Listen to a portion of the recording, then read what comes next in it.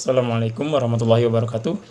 Kami mahasiswa dari Universitas Pamulang, Prodi Akuntansi, ingin mempresentasikan di mata kuliah Akuntansi Manajemen pertemuan 7 mengenai akuntansi pertanggungjawaban dengan dosen pengampu Ibu Indawati. Perkenalkan, nama saya Rizky Heriandi. Hai guys, perkenalkan, nama aku Pandu Wulandari. Kenalkan, nama saya Anissa dari kelas 05 Sake 009. Perkenalkan, nama saya Gisni, saya dari 05 Sake 09. Oke, pada slide ini membahas tentang pengertian akuntansi pertanggungjawaban. Akuntansi pertanggungjawaban merupakan suatu sistem yang bertujuan untuk mengukur kinerja keuangan setiap bagian. Nah, pertanggungjawaban dalam sebuah organisasi dengan mengidentifikasi manajer yang bertanggung jawab atas biaya dan pendapatan, serta mengumpulkan dan melaporkan informasi kinerja keuangan untuk mendukung pengendalian manajemen dan mengambil keputusan.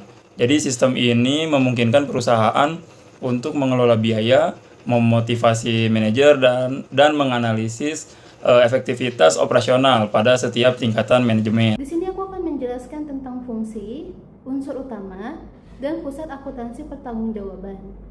Yang pertama yaitu fungsi akuntansi pertanggungjawaban sebagai alat pengendali biaya yang menghubungkan biaya dengan manajer yang bertanggung jawab atas pengeluaran tersebut.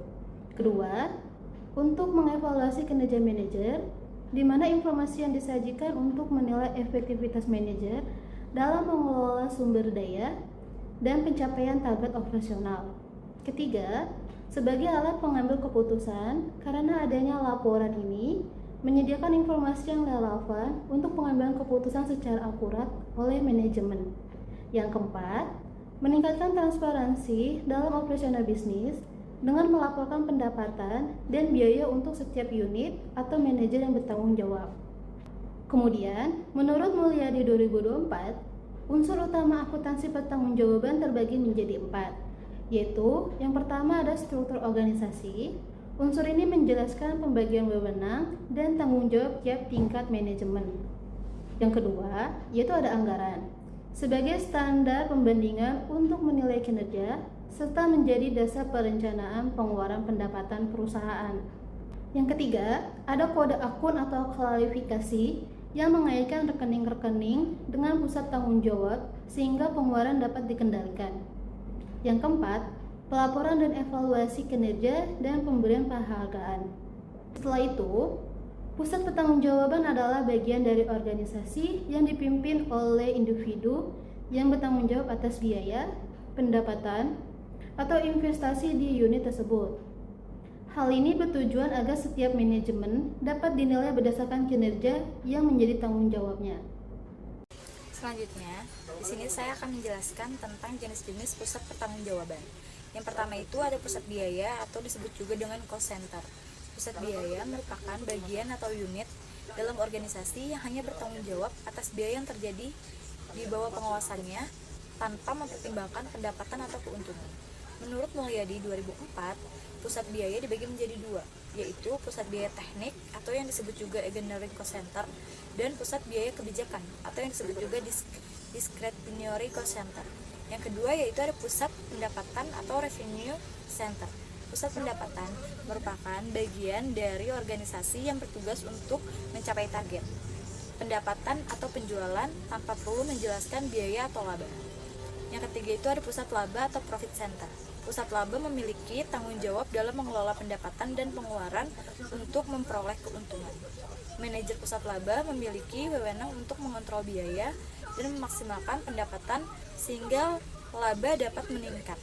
Evaluasi dilaksanakan dengan membandingkan laba operasional terhadap laba yang sudah ditetapkan. Yang keempat itu ada pusat investasi atau yang disebut juga dengan investment center. Pusat investasi tidak hanya mengatur pendapatan dan biaya, tetapi juga menggunakan investasi untuk memperoleh keuntungan. Kinerja pusat ini dievaluasi menggunakan rasio pengembalian investasi atau ROI. Contohnya, unit bisnis independen atau divisi strategi dalam perusahaan besar. Selanjutnya yaitu ada prinsip keterkendalian atau disebut juga dengan controllability. Prinsip keterkendalian menyebutkan bahwa seorang manajer hanya dapat diminta tanggung jawab untuk hal-hal yang berada di kendalinya. Tujuannya supaya evaluasi kinerja dapat bersifat objektif dan adil. Misalnya, kepala produksi tidak bertanggung jawab atas lonjakan harga bahan baku karena itu berada di luar jangkauannya. Selanjutnya, yaitu ada anggaran sebagai alat pengendalian. Anggaran adalah rencana finansial yang menjadi dasar evaluasi kinerja dalam akuntansi tanggung jawab. Setiap unit tanggung jawab membuat anggaran yang disetujui oleh manajemen. Laporan pertanggungjawaban membandingkan antara pelaksanaan dan anggaran guna menemukan penyimpangan yang harus diperbaiki. Fungsi anggaran sebagai alat pengendalian yaitu sebagai membandingkan kinerja, mendeteksi penyimpangan, menganalisis penyebab, mengambil tindakan yang korektif, dan sebagai pengendali biaya. Materi selanjutnya yaitu tentang analisis varians atau penyimpangan. Analisis varians atau penyimpangan merupakan metode terstruktur untuk mengidentifikasi, melaporkan, dan menjelaskan perbedaan antara biaya yang terjadi dan biaya yang diharapkan, atau antara kinerja yang direncanakan dan yang tercapai, dengan tujuan menemukan alasan penyimpangan tersebut dan merumuskan langkah-langkah perbaikan. Jenis varian penyimpangan terbagi menjadi dua, yaitu varians menguntungkan dan varians tidak menguntungkan. Nah, selanjutnya yaitu manfaat dan keterbatasan sistem akuntansi pertanggungjawaban. Sistem akuntansi pertanggungjawaban memberikan keuntungan seperti penilaian kinerja, dorongan bagi manajer, pengawasan biaya, penyusunan anggaran yang lebih efektif, serta pengambilan keputusan yang lebih tepat. Berkat informasi rinci untuk setiap pusat tanggung jawab.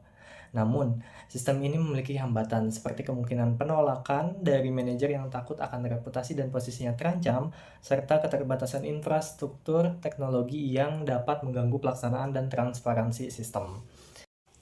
Kesimpulan dari materi akuntansi pertanggungjawaban ini adalah sistem akuntansi yang berfungsi untuk mengukur, mengontrol, dan mengevaluasi kinerja setiap bagian dalam organisasi berdasarkan tanggung jawab manajer terhadap sumber daya yang ditangani.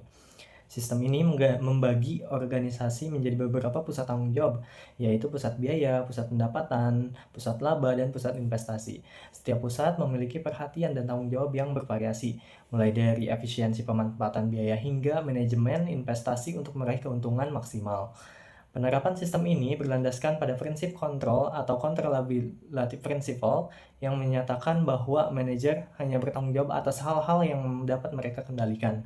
Dalam menilai efektivitas kinerja, anggaran digunakan sebagai alat pengendalian dan analisis varians atau penyimpangan untuk membandingkan hasil yang sebenarnya dengan rencana.